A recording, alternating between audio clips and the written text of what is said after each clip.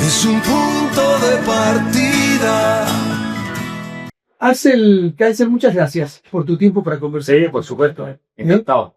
Bueno, para que la gente sepa, sos muy amigo de Javier Milei. Él presentó un libro tuyo. Además, vos sostenés que hay un libro tuyo que lo influenció un poco a él. ¿Nos gusta? O sea, no lo sostengo yo, lo sostiene él. Lo sostiene él. Bien. Sí. Es verdad. Un libro de hace muchos años, del año 2009, donde yo hablaba de la batalla cultural. Fue el primero a plantear eso acá en América Latina, en el idioma español. Y que salió finalista de un premio importante en Estados Unidos, ese libro. Se llamaba La Fatal Ignorancia. Y en ese libro pedí que como Chile estaba perdiendo la batalla cultural a favor de las ideas de la libertad, a pesar de todo el éxito económico que habíamos tenido, la izquierda seguía avanzando, cambiando las ideas, ¿no? Las cosas en las que la gente cree finalmente. Y eso iba a terminar por hacerle mucho daño a nuestro sistema o a destruirlo. Y efectivamente lo que ocurrió, 10 años después de yo escribir ese libro, incluso antes, sale elegida Michelle Bachelet, su segundo gobierno, con toda una plataforma radical de izquierda, populista, con el objetivo de destruir lo que ella llamaba neoliberalismo, que esta palabra que le encanta a todos estos fabricantes de miseria en América Latina. Y desde entonces el país nunca más se ha recuperado. Después con Piñera en su segundo gobierno tuvimos la crisis del año 19, que fue una crisis muy violenta en las calles, de gente que también estaba insatisfecha con el sistema, pero lo que ocurrió ahí fue que como Bachelet rompió el sistema, ya no tenías crecimiento económico y la gente se empezó a frustrar cada vez más porque no había prosperidad, no había progreso al que estaban acostumbrados en los años anteriores, las décadas anteriores. Y como la izquierda había ganado esta lucha por las ideas, le atribuyeron ese fracaso al mismo sistema que era el que permitía la prosperidad antes de que Bachelet lo dañara. Entonces, en lugar de decir necesitamos más del sistema de libertad económica que Michelle Bachelet arruinó, llegaron a la conclusión de que muchos, no todos, de que lo que se necesitaba era menos de ese sistema de libertad económica.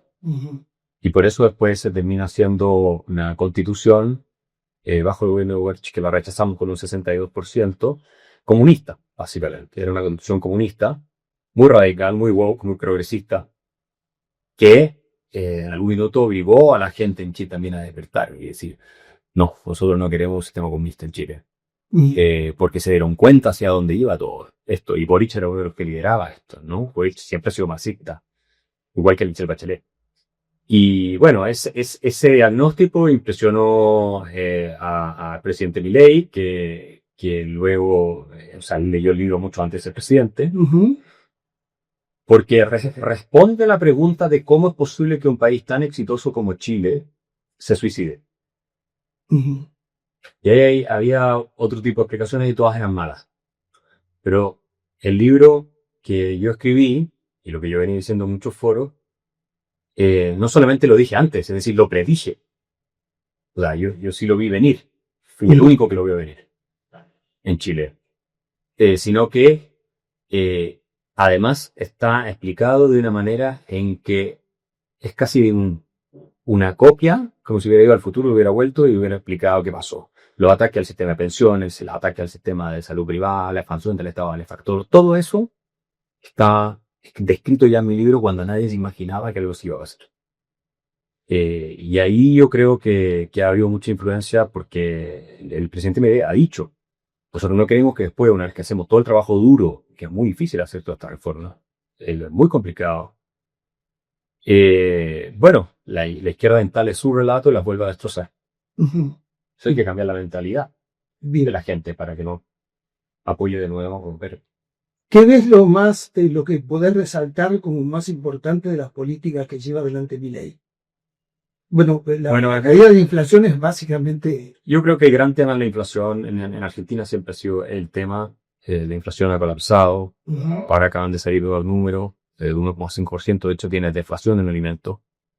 Es decir, la gente le alcanza cada vez más a la gente más pobre para comprar cosas que antes no podían comprar.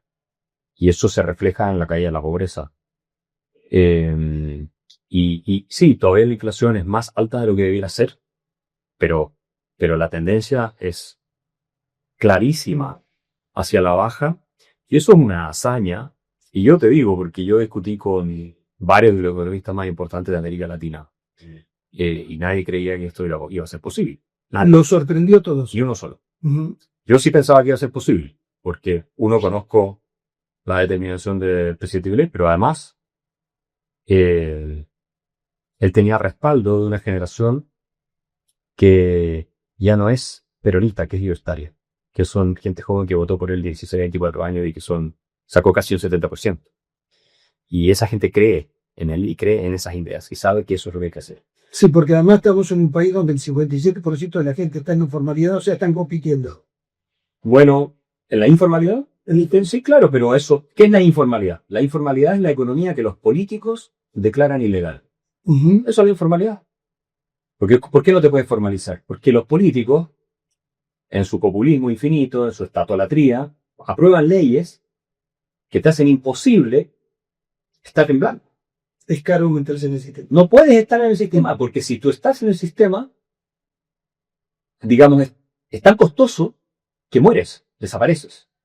O sea, si todos los argentinos pagaran cada uno de los impuestos, por ejemplo, que establecen las leyes, no habría nadie ni siquiera con recursos para comer en Argentina. O sea, pues tal vez algunos ricos, ¿no? Pero el resto tenía todo destruido.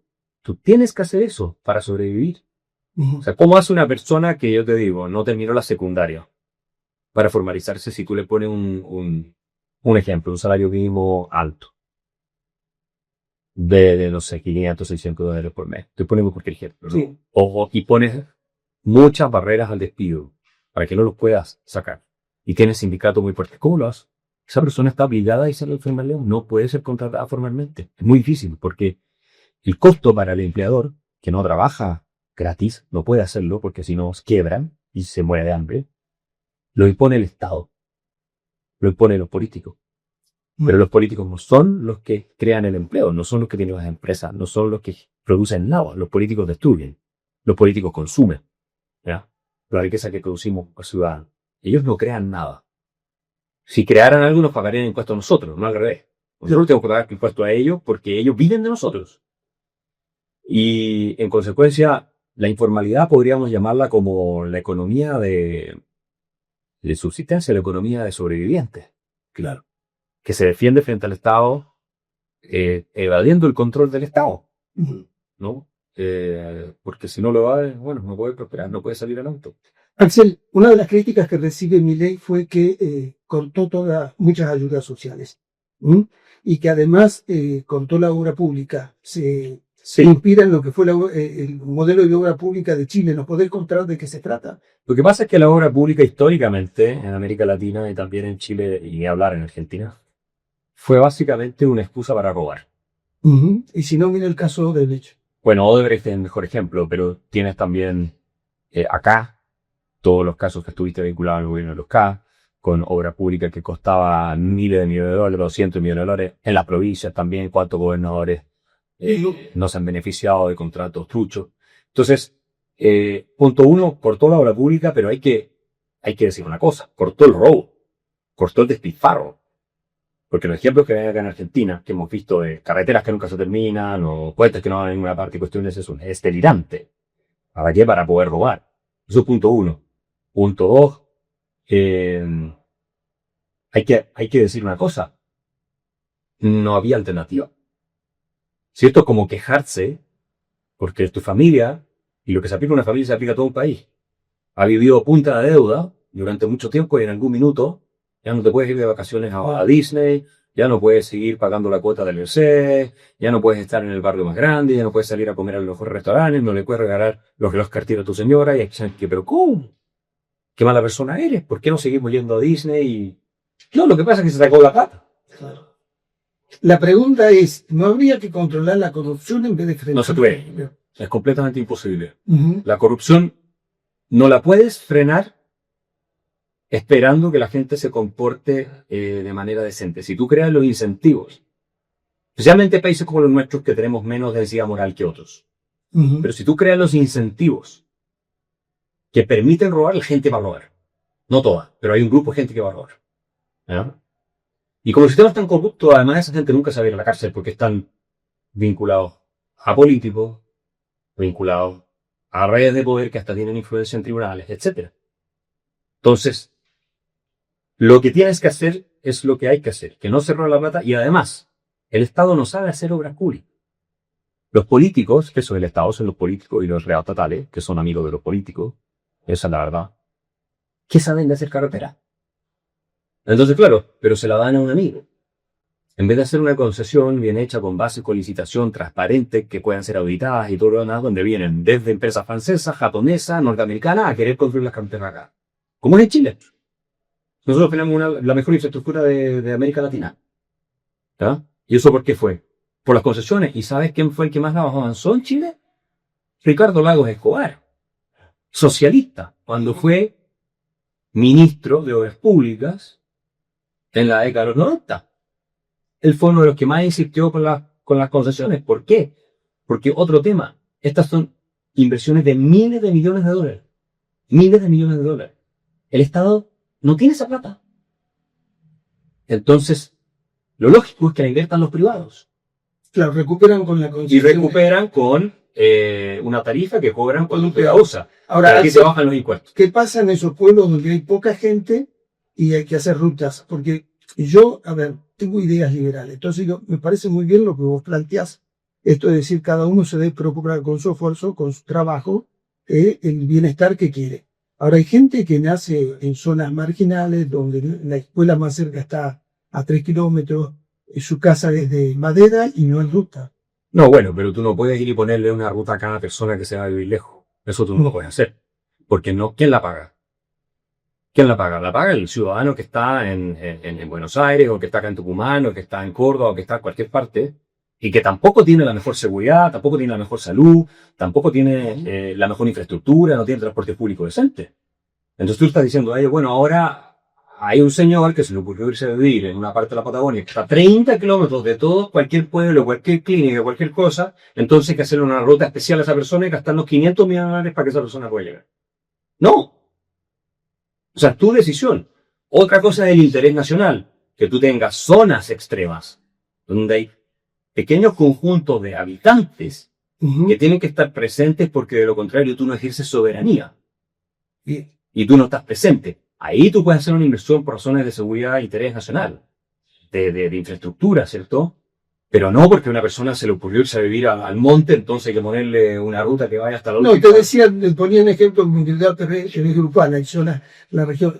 Vos, igual que Javier Milei, son muy críticos a los impuestos, porque son un robo. Pero hay mucha bibliografía en el mundo sobre las exigencias morales que tiene el ciudadano de pagar impuestos. Sí, esas teorías existen. Son todas estatúlatras de personas que son funcionales al sistema, que viven del Estado. Son profesores de universidades que viven del Estado, son académicos que viven del Estado, bueno, los políticos que también viven del Estado. Viven de las universidades estatales. Pero vos imaginás... Ni uno de ellos no vive del Estado. Todos viven del Estado. Tal vez hay una excepción por ahí.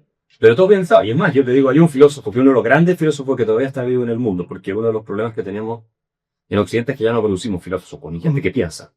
Que se llama Peter Sloterdijk, que es alemán. Y él habla de fiscalidad voluntaria. Que tú pagas impuestos, pero voluntariamente. El Estado no te puede obligar. Y no es una persona que no es de derecha, no es conservador, no es libertario, nada de todo eso. Es más bien, si hubiera que situarlo, más bien a la izquierda. Pero Axel, ¿vos te imaginás una sociedad donde no es impuesto, no es Estado? Me la imagino, ha existido históricamente. Ahora, es cierto que hay una fuerte argumentación a favor de que exista un Estado, pero el problema no es que en sí exista un Estado. Desde el punto de vista del liberal clásico, sino el problema es que el Estado se hace en etapas. Tú puedes tener un Estado mínimo. O sea, tú en Argentina tienes un Estado que es más del 40% del producto, casi el 50% del producto. ¿Ya? Ahora debe estar mucho menos, pero tiene que seguir bajando.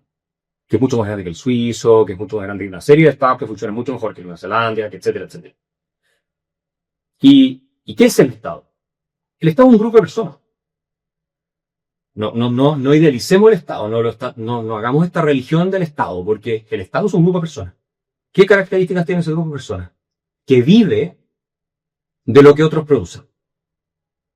El Estado es un grupo de personas que vive de lo que otros producen, es decir, que le saca por la fuerza recursos a otro grupo que está trabajando y produciendo para sostenerse y mantenerse. Eso es el Estado. Y el origen de los impuestos y el origen del Estado, que están asociados, los impuestos y el Estado, no existiría Estado sin impuestos, es el robo. Históricamente es así, esto es una realidad sociológica, no es una cosa que yo estoy diciendo. Históricamente parte así el Estado, como grupos de criminales que iban y sometían a pueblos y les robaban parte de su cosecha. Así surge el Estado históricamente. Sí, o sea, los señores que lo creaban. Sí, exacto. Entonces, no idealicemos. Sí, el Estado puede ser la entidad más criminal de todas.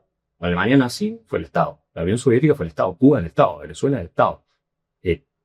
Los peores criminales de la historia, en general, por lo menos en la historia moderna, el Estado. Mao en China, toda esta gente. Entonces, yo te diría que se puede tener que es lo que creo, siendo más realista, puede tener un Estado muy limitado, mínimo, como tenía Estados Unidos a principios del siglo. Tú sabes que el gobierno federal no era más de un 2% del producto, 2 y tanto por ciento del producto en 1900, y era el país que más se había industrializado el planeta, y resulta que ahora tienen un 25% del producto. Está en la otra punta. No, y si tú sumas todo lo que son los locales, los gobiernos de los estados de Estados Unidos, llegan a 45 más del % del producto, y el Estado está en camino a la quiebra. Bueno, Elon Musk se peleado con Trump, entre otras cosas, porque incrementa el gasto público. Pero ¿y sabes en qué se va el gasto público norteamericano? Y en defensa No. se va mucho. No. Hoy día se paga más, hoy día Estados Unidos paga más en intereses de la deuda que en defensa.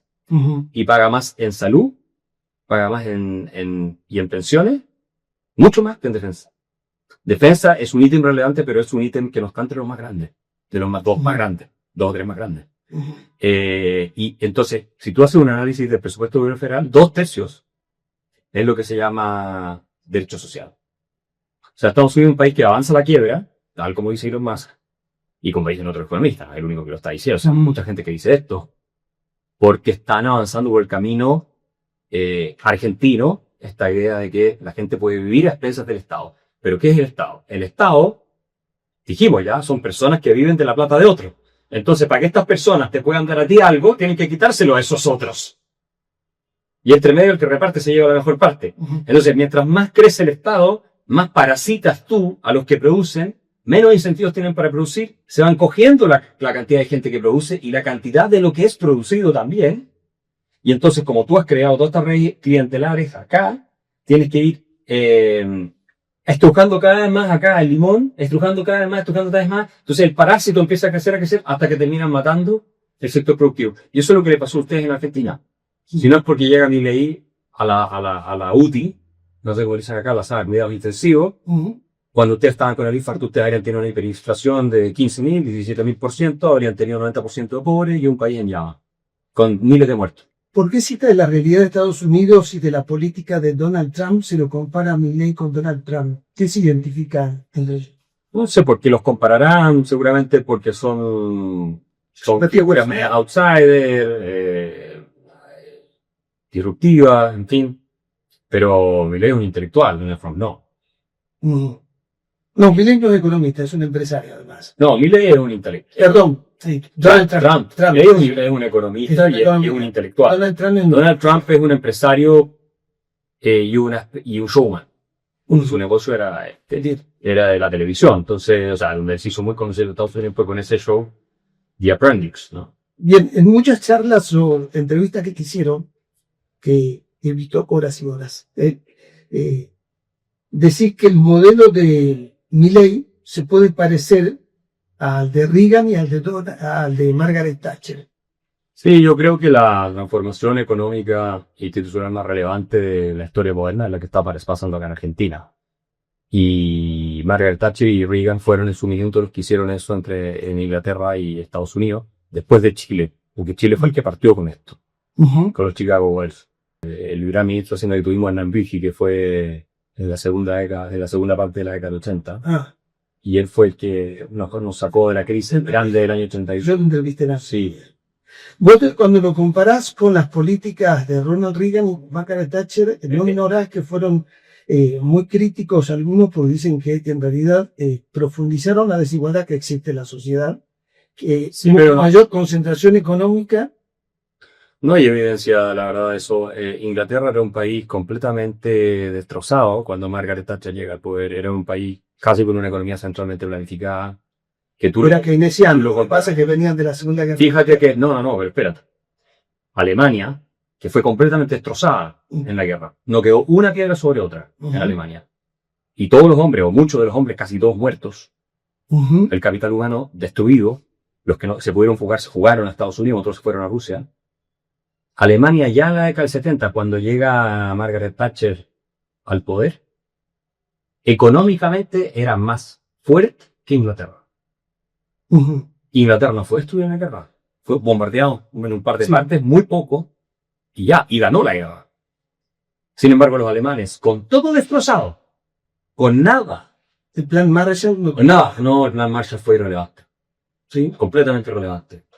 Eso hoy día... Sí, quienes conocemos alemanes sabemos que el plan Marshall fue una de las más grandes del mundo.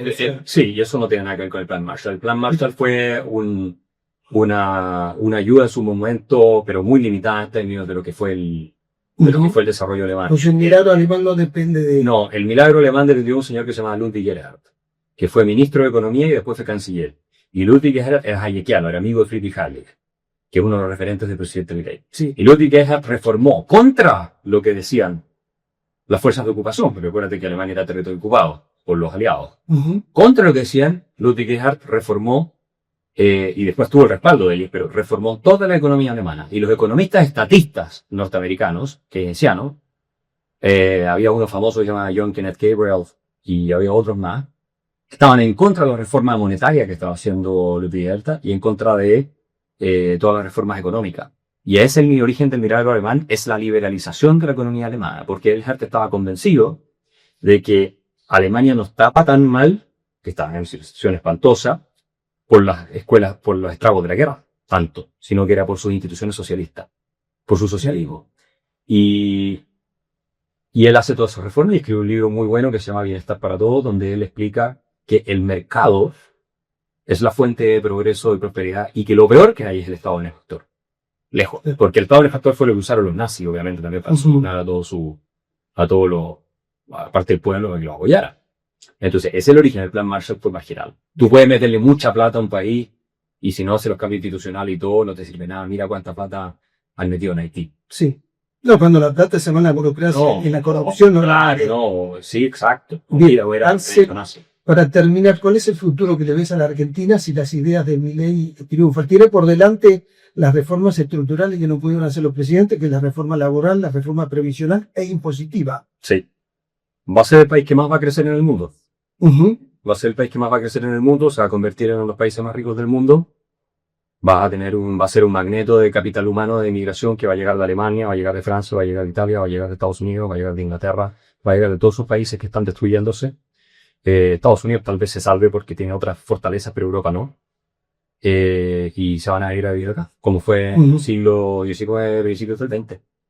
Así de simple, porque tú acá en Argentina tienes un país bastante europeo, muy entretenido, muy grande, con una cultura atractiva y sin musulmanes, que es una cosa importante. O sea, por lo menos no en la escala y el nivel de problemas que tienes en Europa. Y la gente, si es que acá le ofrece oportunidades económicas, no lo va a dudar. ¿Por qué tendría que ser distinto ahora que lo que fue hace más de 100 años, 150 años atrás? Entre 1880 y 1880 y 1940. Y 1940, sí. En 1895 fuimos el país con mayor yo sé. Y por ahí, principios del 20, antes de la Primera Guerra, más de la mitad de la gente en Buenos Aires no era nacida en Buenos Aires. Y eso te puede volver a pasar. O sea, yo creo que si esto sigue así, obviamente depende de muchos factores, y también lo que pasa afuera, si por algún milagro empiezan a arreglar las cosas, pero vas a tener sin duda un país muy pujante, pero esto está recién empezando. Yo le digo a la gente porque se desespera, yo le digo, pero a ver, aquí tú estuviste en un infarto, estuviste a punto de morirte, tal vez estuviste muerto y te resucitaron con el electroshock. Bueno, pero ¿cómo superas eso? Tú no puedes salir a correr al día siguiente. No. Primero te salvaron la vida, tu corazón tiene que volver a latir. El corazón estaba tan destrozado por todo lo que tú le has hecho, ¿cierto? Porque acá en Argentina, digo, en términos médicos eran obesos mórbidos, que no se levantaban de la silla, que miraban todo el tiempo y comiendo papas fritas y tomando Coca-Cola y comiendo azúcar a cuchara. Eso es, ¿no? y llega un equipo de médicos y te salva del infarto, te vuelve a la vida y ahora te está diciendo, si quieres sobrevivir, vamos a dejar el azúcar, vamos a empezar a caminar, vamos a empezar a alimentarnos bien, a dormir como corresponde, a dejar el cigarrillo, etcétera, etcétera, etcétera. Pero tú no puedes salir a correr una maratón al día siguiente. Te pasa un par de años hasta que tú te recuperas bien de tu problema cardíaco y después vas a poder correr la maratón, pero tienes que ir caminando en ese sentido. Y el progreso es rápido, pero no es inmediato. Entonces, la gente, ojalá que acompañe este proceso porque van por buen camino, los números lo avalan. Axel Kaiser, muchas gracias. No, gracias a ti, encantado. Es un punto de partida.